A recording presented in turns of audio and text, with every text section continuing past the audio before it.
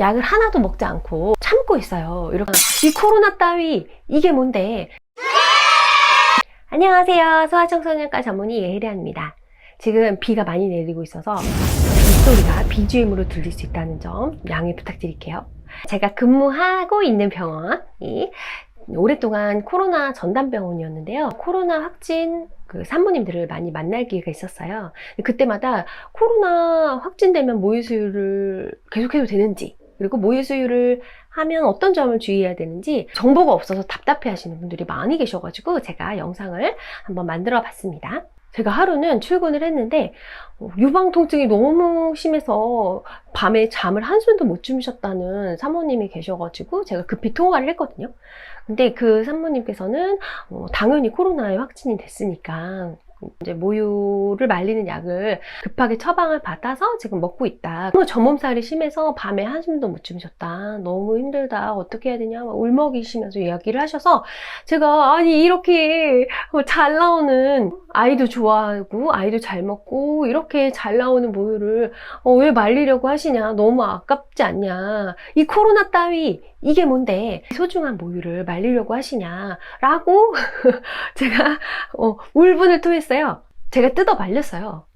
그랬더니 어머니께서 눈물을 흘리시면서 너무 안타깝다. 나도 말리고 싶지 않고 아이한테 다시 모유를 주고 싶다. 밤새 그 생각을 했었다. 이렇게 얘기를 하시더라고요. 이미 말리는 약을 먹어버렸는데 이제 어떻게 하냐. 돌이킬 수 없는 거 아니냐. 이렇게 얘기를 하셔서 제가 잘 차분하게 설명을 드리고 아이에게 모유를 다시 주기로 결정을 했었어요. 만약에 덧 말리는 약을 먹어버린 경우에 다음에 하는 수유는 그냥 버려버리고요. 그 다음 수유부터 정상적으로 하시면 아마 무리는 없을 거예요.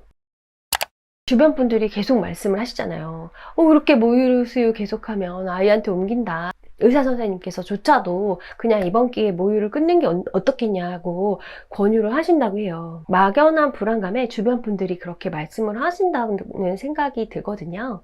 그런데 실제 이 전문가로 계시는 분들은 그렇게 생각하지 않으세요. 아이에게 전파할 가능성도 있지만 모유 수유로 인한 이점이 훨씬 더 크기 때문에 아이와 엄마 모두에게 모유 수유는 이롭다. 따라서 모유 수유를 중단할 이유가 없다고 관련 전문가들은 이렇게 말하고 있습니다. 엄마가 모유 수유를 하는 동안에는 옥시토신이란 호르몬이 나와서 엄마의 정서적인 불안감을 감소시켜 줄 수 있어요. 장기적으로는 엄마의 난소암, 유방암의 위험을 낮춰줄 수도 있고요.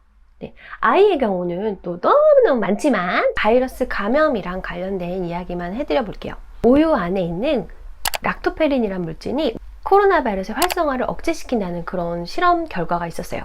여러 가지 면역 매개체들이 많이 있거든요. 이런 것들이 아이가 만약에 코로나에 걸렸을 때 과도한 염증 반응, 과도한 사이토카인 방출 이런 것들을 효과적으로 조절할 수 있을 걸로 기대를 하고 있습니다. 어머님이 감염된 직후부터 코로나 항체를 만들어내실 거잖아요. 이 항체가 실제로 모유를 통해서 전달이 되는 게 밝혀졌고요. 그 항체가 중화시키는 능력이 있다는 것도 밝혀진 바가 있어요. 네, 그런데 모유 수유를 하면서 아이한테 옮기지 않을까 계속 걱정이 많이 되시잖아요. 코로나 바이러스의 가장 대표적인 전파 방법은 비말 감염이에요. 그래서 어머님이 재채기하거나 기침하거나 할 때 이제 뿜어내는 공기방울이 아이의 호흡기 세포에 닿을 때 감염을 시킬 수 있는 거거든요. 손에 있는 공기방울로도 이제 아이에게 옮길 수도 있어요. 그래서 우리가 두 가지 가장 중요하다고 얘기하는 게 마스크 그리고 손 씻기. 그죠? 어머님들이 그럼 매번 옷을 갈아입어야 돼요. 매번 가운을 입어야 돼요. 뭐 이렇게 얘기를 하시는데 사실 가장 중요한 건 이 두 가지이다. 이렇게 생각하시면 될 것 같아요. 그리고 현재까지 모유를 통해서는 전염된 사례가 단 한 건도 없었다고 해요. 이 유방상피세포에는 이 코로나 바이러스를 받아들이는 수용체가 아주 적게 분포가 되어 있어요. 들어올 통로가 별로 없는 거예요. 면역력이 약한 미숙아도 마찬가지예요.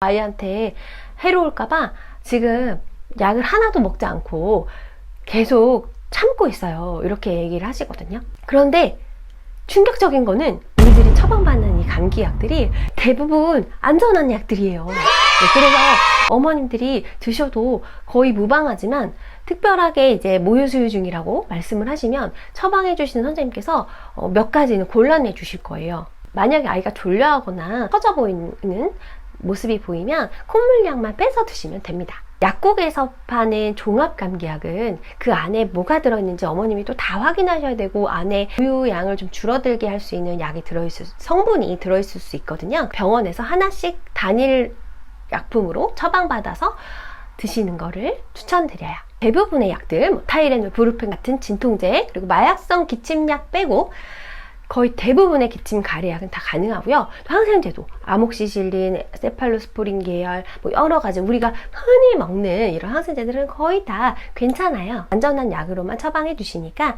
걱정하지 마시고, 참지 마시고 복용하시면 됩니다. 그래도 걱정된다 라고 하시면 모유 수유를 마치고 나서 약을 먹고 그 다음에 한 3-4시간 후에 다음 수유하시면 될 것 같아요. 어떻게 하면 아이에게 덜 전파시킬 수 있느냐, 이게 제일 궁금해 하실 것 같아요.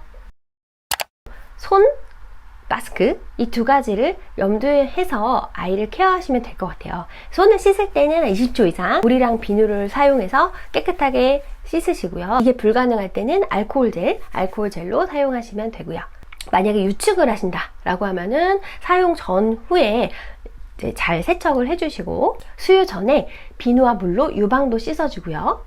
그리고 가능한 잠은 아기랑 따로 자는 걸 추천드립니다. 아빠가 만약에 걸리지 않았다면 아빠와 잠은 따로 자는 걸 추천드립니다. 만약에 엄마도 양성, 아이도 양성이다, 그런 경우에는 사실 그냥 지금과 똑같이 아무 일도 없었다는 듯이 생활하시면 되고요. 반대로 엄마가 음성이고 아이가 양성이다, 이런 경우에는 뭐 유축할 때 뭐 마스크를 쓰거나 이럴 필요는 없고요. 그리고 수유기구 세척하거나 이런 것도 생략하셔도 되죠.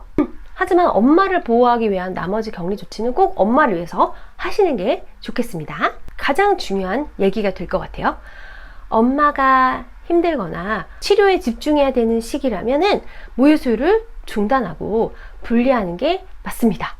엄마의 치료가 가장 1순위다 라는 거 꼭 말씀드리고 싶고요. 중증도가 높지 않은 경우라면, 가볍게 지나가는 경우라면 그 어떤 의료진도, 의사도 중단시키지 말아야 하고, 오히려 모유 수유를 권장하고 제대로 된 정보를 드려야 한다고 전문가들이 말을 하고 있습니다. 만약에 엄마가 아이와 분리되어 있을 수밖에 없는 상황이라면 모유 수유를 유축을 하신 다음에 다른 가족분들, 가능하면 예방접종 하신 가족분이 그 아이에게 이제 젖병 수유를 대신 하시면 되겠어요.